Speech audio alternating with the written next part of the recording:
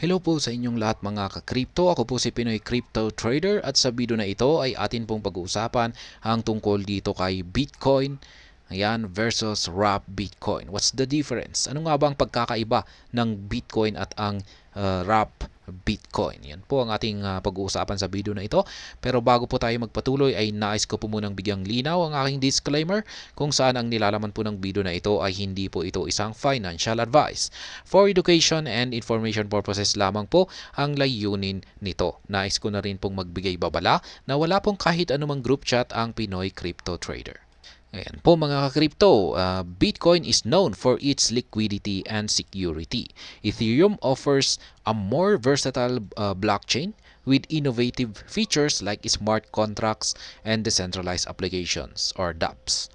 Ayan, si Bitcoin lamang ay kilala po siya sa kanyang liquidity at saka ang kanyang security. Pero pagdating dito kay Ethereum ay mas marami po siyang mga features. Yan, more versatile blockchain po siya sapagkat saka more innovative yung kanyang features ay innovative tulad na lamang ng kanyang smart contracts at yan meron po siyang napakaraming decentralized applications. However, the limitations of Bitcoin blockchain prevent BTC holders from fully utilizing the benefits of the Ethereum network. Yan na nga ang problema kay Bitcoin. Yan, sa blockchain ng Bitcoin. Yan, yung mga nag-hold ng Bitcoin ay hindi po nila ito ma-fully utilize or hindi po nila ito magamit ng husto para magkaroon ng benefits. Yan, sa Ethereum network.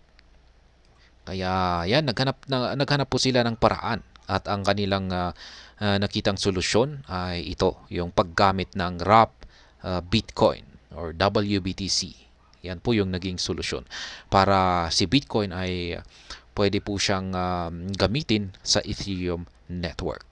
Ayan, what is Wrap Bitcoin or WBTC? Ano nga ba ang Wrap Bitcoin?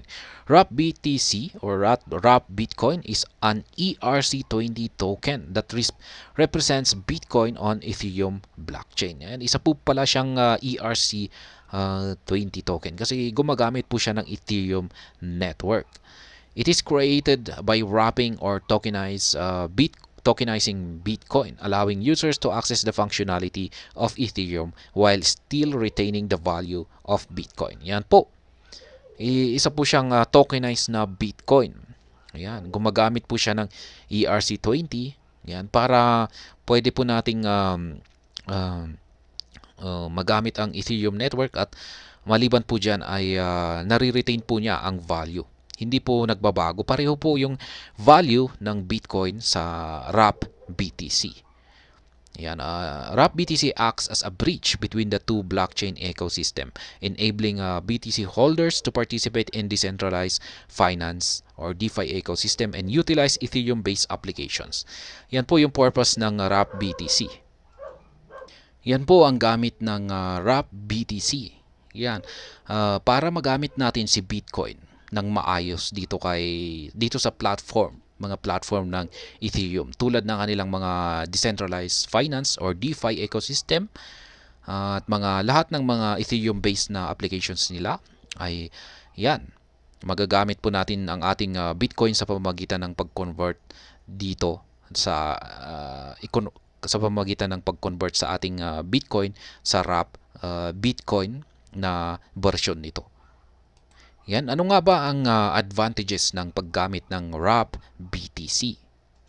Ayan po, number 1 ay access to DeFi opportunities. Yan na nga, yung sinabi natin kanina na pwede natin gamitin ang ating Bitcoin sa mga DeFi applications ni Ethereum, sa Ethereum platform.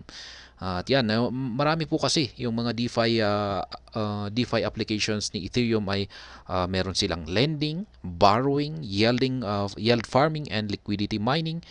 Ayan, marami po. Yan, yung ilalagay lamang po natin dito yung ating Wrap Bitcoin ay kikita na po tayo. Ayan, ganyan lamang po kasimple. Kaya yan, seamless trading.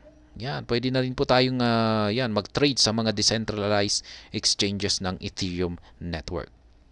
Kasi si Bitcoin ay pwede lamang pong itong i-trade sa mga centralized exchanges.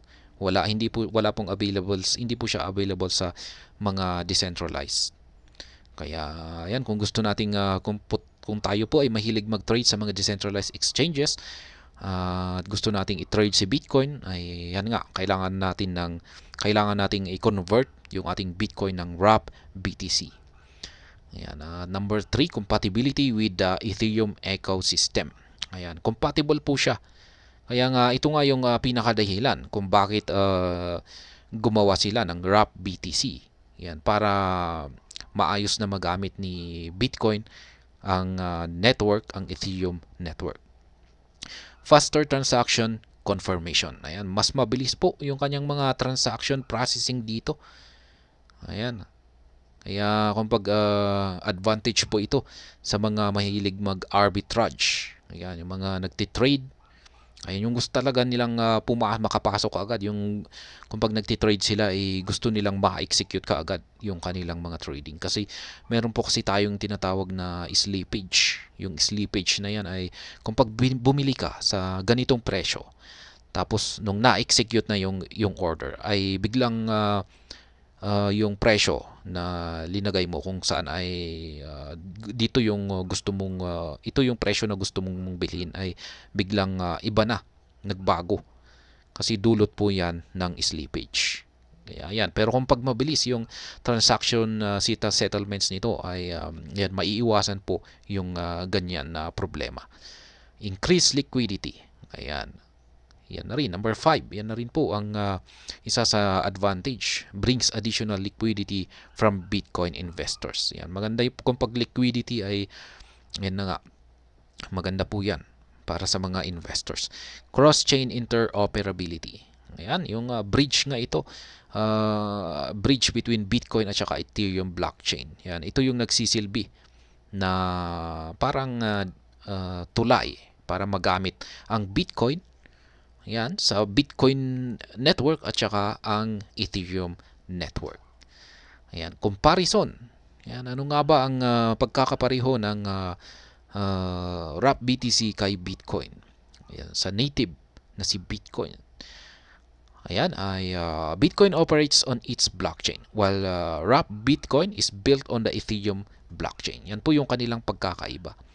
Siyempre si Bitcoin ay ginagamit niya yung kanyang sariling blockchain. Samantala si wrap Bitcoin ay na-design po siya para dito kay Ethereum blockchain. Kaya nga siya ay isang ERC, considered na ang wrap BTC ay isang ERC20 token. Ayan nga, Bitcoin is a native currency, tapos si wrap BTC is an ERC20 token. Ayan, functionality. Yan, Bitcoin has limited functionality compared to Ethereum. Wrap BTC enables BTC holders to access the extensive functionality of the Ethereum network. Kaya na nga, yung gaya nga ng sinabi natin kanina na si Bitcoin ay yan, limited po yung kanyang mga functionality at saka features. Hindi tulad po ni Ethereum. Kaya yan. Ngayon, si wrap BTC ay ito po yung naging daan para ito ay magamit natin sa extensive functionality ng Ethereum network. Yan, pwede po tayong mag-lend dito. Ayan, mag-lending, mag-yield farming, ayan, at marami pang iba. Sa lahat ng pwede tayong makipag-participate sa lahat ng mga DeFi applications ng Ethereum. Yan, liquidity. Wrap BTC enhances liquidity with the Ethereum ecosystem by bringing Bitcoin's liquidity to the Ethereum network. Yan po. Mas maayos po yung liquidity ng wrap BTC. Yung trading naman, Bitcoin primarily trades in centralized exchanges. You can trade wrap BTC on decentralized exchanges with the Ethereum ecosystem. Yan po yung sinabi natin kanina. Available lamang po kasi si Bitcoin sa mga centralized exchanges. Ayan, para i-trade. Pero dito, kay wrap BTC ay hindi lamang po siya available sa mga centralized exchange, kundi sa mga decentralized exchanges na rin po. Kaya ayan po, conclusion, ang wrap BTC or wrap Bitcoin ay isa po ay nagsisilbing bridge sa pagitan ng Bitcoin at Ethereum. Kaya yung mga Bitcoin holders ay pwede po nilang magamit yung mga functionality ng Ethereum. Ayan, habang nananatili yung value pa rin ng kanilang Bitcoin. Kasi yung wrap Bitcoin ay equal po sa laging equal po 'yan sa value ng native Bitcoin.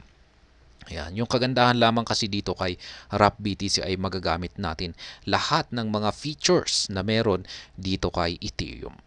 Ayan. Through wrap BTC, users can participate in DeFi applications, seamless trading, and various other activities with the Ethereum ecosystem. Yan. Lahat po ng mga features dito kay Ethereum ay yan, magagamit po. Magagamit po natin kung dito kay sa wrap BTC gamit ang ating wrap BTC. Para po talaga ito sa mga holders or investor ng Bitcoin na gustong i-take advantage yung mga magagandang features ni Ethereum dito. Kaya yan. As the popularity of DeFi continues to grow, wrap BTC is expected to play a crucial role in connecting these two prominent blockchain networks. Yan na nga. Habang patuloy na lumalago ang DeFi applications, ay yan, magkakaroon daw ng isang mahalagang crucial role ang wrap BTC yan, sa dalawang network na ito. Kaya yan po ang kagandahan sa wrap BTC. Yan, hindi po siya equal po yung kanilang value. Pagdating sa value ay kung ano yung value ng native na Bitcoin ay yan rin po yung value ng wrap Bitcoin. Yun nga lang, at si wrap Bitcoin ay yan, mas marami po tayong pwedeng gawin dito. Yan, kay wrap Bitcoin kumpara dito sa native Bitcoin. Kasi si native Bitcoin ay limited lamang siya sa Bitcoin network. Pero si wrap Bitcoin ay ayan, pwede na po natin siyang gamitin sa Ethereum network. Yan, hanggang dito na lamang po tayo sa video na ito. Sana po ay inyong nagustuhan ang aking paliwanag dito. Kung inyo po itong nagustuhan ay pakiclick lamang po ang like button nito. Para naman po sa mga bago lamang dito, kayo po ay aking inaanyayahan para mag-subscribe. Pakiclick na rin po ang bell icon nito dahil ito po ang siyang magsisilbing notification nito sa mga bago kong videos na akin pong ina-upload sa aking YouTube channel na ito. Marami pong salamat sa panonood. Ingat po tayo lagi at God bless po sa ating lahat.